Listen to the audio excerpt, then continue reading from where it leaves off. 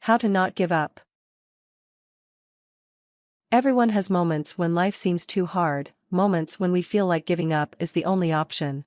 We think that, no matter how hard we try, we'll never meet our goals and achieve our dreams.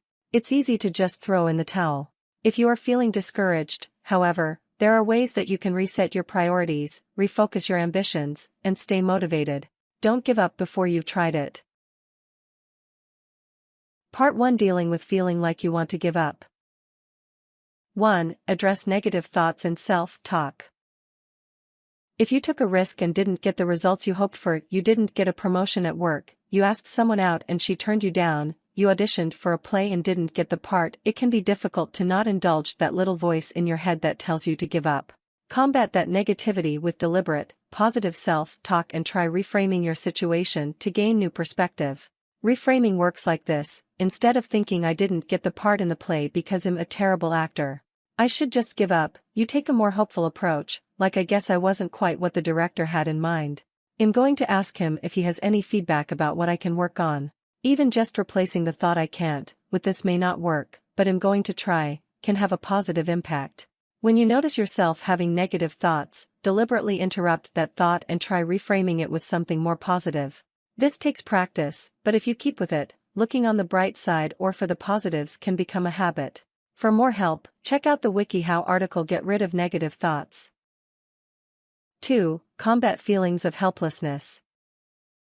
When things haven't quite gone your way, it's easy to start feeling helpless or like you can't affect change in your own life.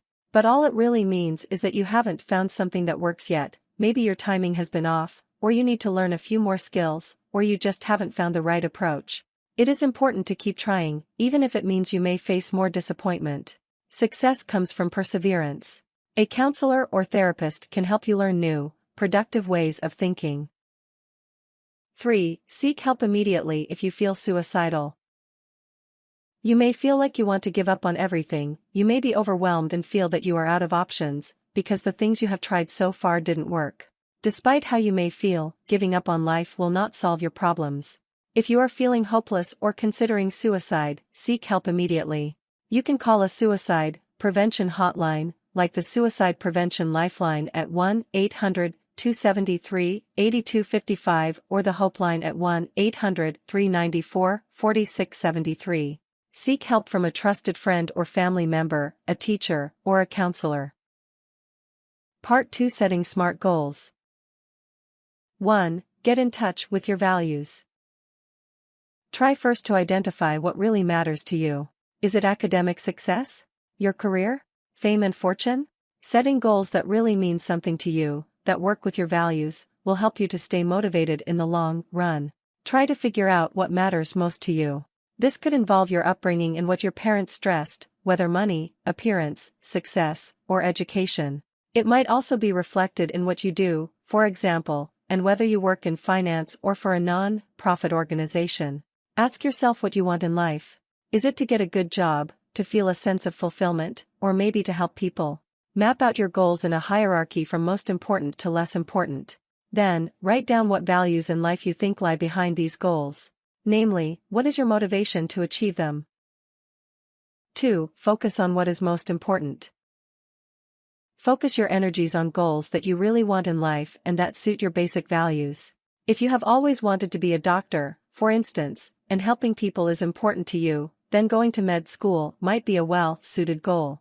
You might feel unfulfilled, on the other hand, if you want to help people but have a life goal of working in advertising. Reassess your list of goals and compare it to your motivations. Do your motives work against your goals or do they go together? Say that you want to be a doctor but find that your motive is not helping people, but earning a lot of money. Are you okay with this? Or will you be unhappy with your job in the long run? 3. Formulate short-term and long-term goals. Once you have carefully considered your values, think about setting long-term and short-term goals. Having both is important for motivation. Short-term goals are like milestones along the road to one or more long-term goals. Your goals for the near future will help you to see progress, keeping you on track to more distant end. For example, a short-term goal might be something like handing in your assignments in on time or passing your weekly quizzes. These help you along toward longer-term goals, like getting a good grade in your trigonometry class, passing AP Math, or getting into a good college. Write these down. Again, think about what you want to achieve in the future, long-term, but also about how you will get there, short-term. Putting the specific goals on paper will help to crystallize them. Keep the list handy so that you can review your progress from time to time and check items off. Occasional review will remind you of your goals and also allow you to track your progress. 4. Be realistic. By setting unrealistic goals, you may be setting yourself up for failure.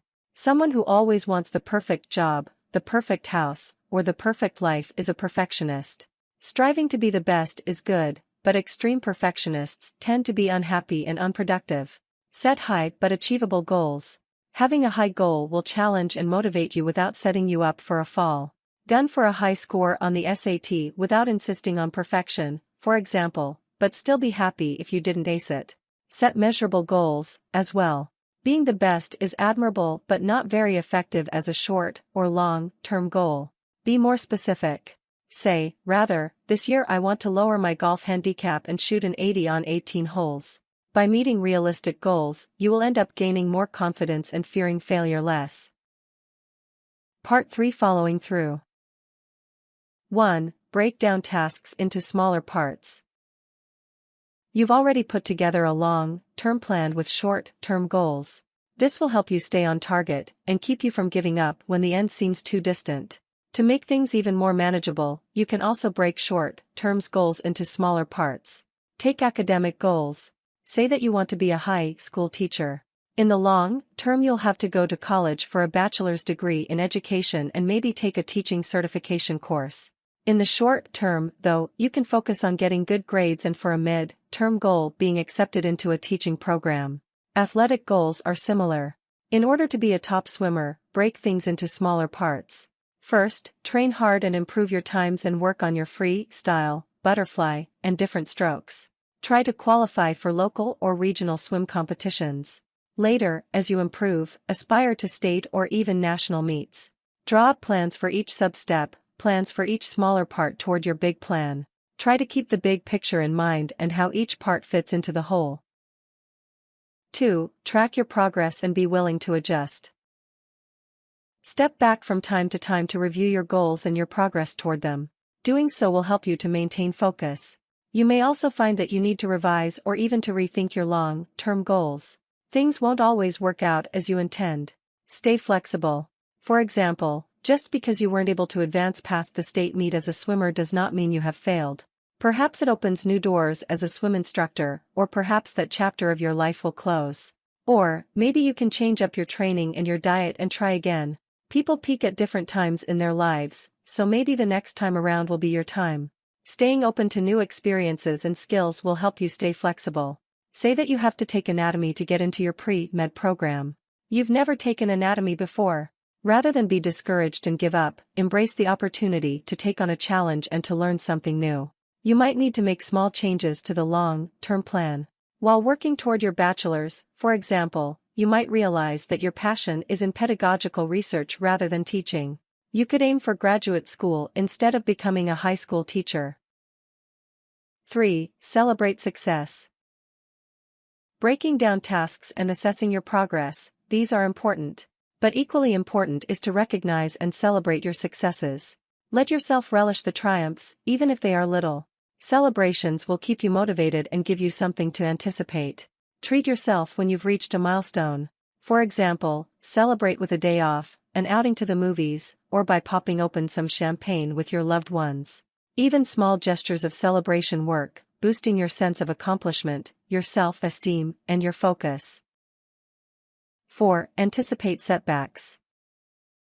There will be hiccups on the road to your goals, for sure, and you should plan for setbacks. Use failures to your advantage rather than becoming discouraged, though. Learn from mistakes, adjust, and move forward. Setbacks happen to everyone and are very common every day, even the most successful people. Evaluate what happened. Say that you flunked a class in your degree program. Was it because of bad planning, bad preparation, bad execution, or something beyond your control? Figure out what went wrong and why and then try to make the necessary adjustments. Apply what you have learned in the future. Say that you failed Pedagogy 101 in your teaching program because the material was very hard and very boring. Knowing this, you might reconsider your previous plans to go to graduate school. Part 4: Managing Stress and Anxiety. 1. Keep a wide support network. Hard work is easier when you have people cheering you on. Whether family, friends, or close mentors, cultivate relationships with people whom you trust, who have your best interest in mind, and who will have your back through ups and downs. A few very close friends can be better than a stable of casual acquaintances. Spend time with friends and family, call them, talk to them, and keep them in your life. Just knowing that they are there for you will be a help. Be willing to reach out. Whether through talking or asking for advice, seek out support from your loved ones when you need it. You can also seek peer support groups to find people with common experiences and shared histories. They've been there before. 2. Keep worry at bay. There is a big difference between caring and worrying. Caring is being invested in something, like a goal. Worrying, on the other hand, is an attempt to control the future by thinking about it. One is motivating. The other is impossible. Focus on what you can control. We are often faced with surprises or unforeseen events, so remind yourself that you are only human and cannot control everything. Encourage yourself from time to time. Anxiety is like any other feeling. You might try telling yourself this, i.e., I feel worried, but I do things to deal with it. Keep things in perspective. Avoid catastrophic thinking by reminding yourself of the scale of your worry. For instance, failing a class is bad but not the end of your education. Finishing last at a swim meet is disappointing but not the end of the world. You still have your health, your life, and people who love you. 3. Take it slow and take breaks. Know when to let up when following your goals and dreams, otherwise you may face burnout, physical and mental exhaustion, discouragement, and cynicism. If you are under stress, find ways to rest, relax and recharge. You know your mind and body best and when you might be slowing down. Make sure that your mind and body are well rested. Otherwise, your efforts will be less effective. It is okay to take some time off, whether that means you're on vacation, at yoga, out of the pool, or mentally checked out for the weekend. 4. Live a healthy lifestyle. Exercise and a healthy diet will keep you in good shape but also support your mental well-being. Make sure that you're living a good lifestyle, because by keeping yourself healthy you'll be less stressed and better primed to achieve and focus. Physical exercise releases endorphins, boosts blood flow to your brain, increases your energy, and just generally improves mood. Try to get about 30 minutes of moderate exercise 5 times per week. Make sure to eat right, too.